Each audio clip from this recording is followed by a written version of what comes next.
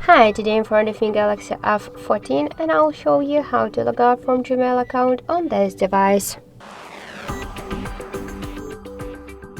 So first let's launch the Gmail application and then tap on the right upper corner. Click to allow or done allow.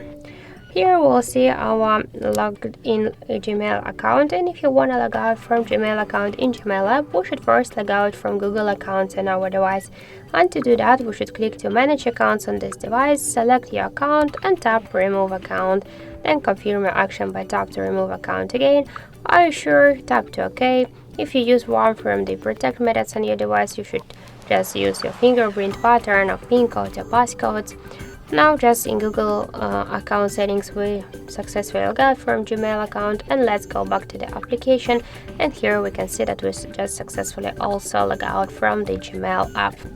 So that's it, thank you for watching, and if you find this video helpful, don't forget to leave a like, comment and to subscribe our channel.